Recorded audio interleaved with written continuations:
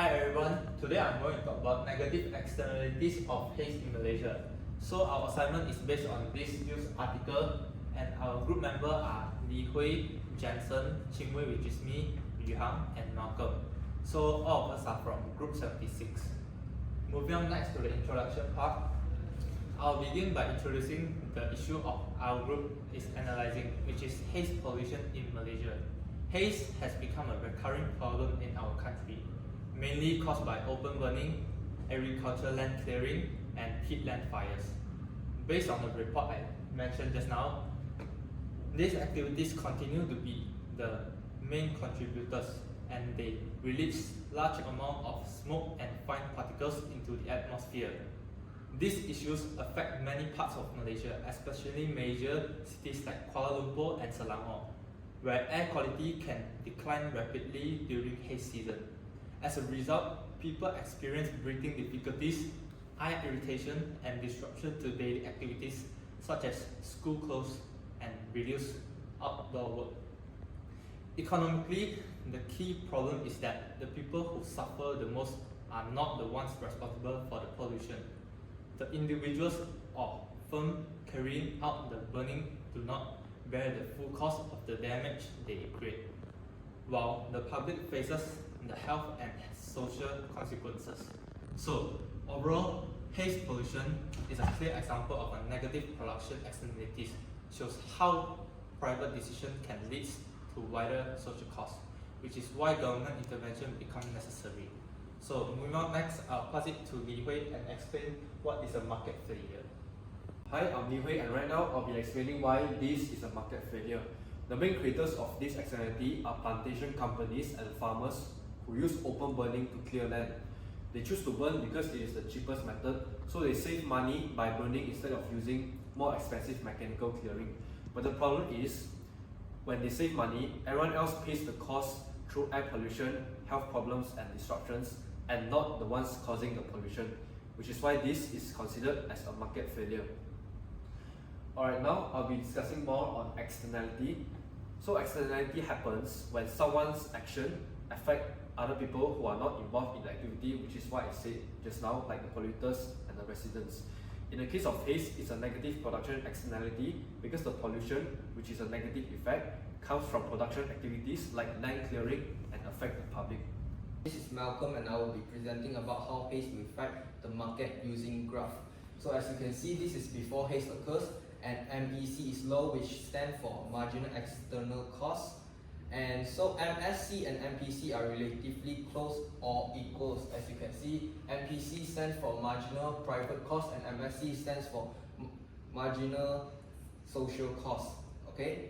After haze becomes severe, as you can see this graph, after haze becomes severe, MEC increase significantly and MSC shift upwards because society experience more health problems, disruption and productivity loss.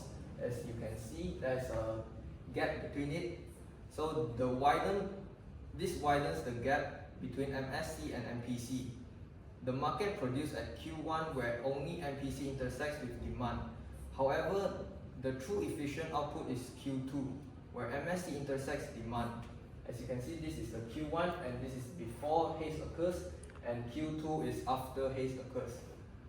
So the gap between Q1 and Q2 represents overproduction of haze-causing activities. Since producers consider only MPC and ignore MEC, market equilibrium outputs end up being higher. This overproduction results in welfare loss, which represents society loss due to excessive pollution and the external cost. Welfare loss is shown as a shaded triangle, which is this one. Okay, next. So the main stakeholder in this issue and the concerned individuals are, the first I'll be saying is the general public, which is the resident of Malaysians, Indonesians and Singapore will bear MEC in the form of illness, reduced visibility, cancel flights and school closures. And next is the workers. So the workers will reflect on low worker productivity due to haze, which will decrease in the supply of production. And government incurs additional spending on healthcare enforcement and monitoring system. Business such as tourism and retail will lose revenue during severe haze periods due to reduced customer activities and safety concerns. Thank you. Hi, I'm Yu Hang. Right now, I will be discussing about the policy solutions. First, figure one taxes. These are based on the polluter pays principle. A study in KL showed that most households are willing to bear extra costs for cleaner air, which means this approach has strong public support and it is cost effective. The strength here is that the alignment between economy incentive with environmental goals, while the limitation here says that taxes alone may not fully stop pollution if enforcement is weak or the firm find ways to bypass the system. Second, regulations and enforcement.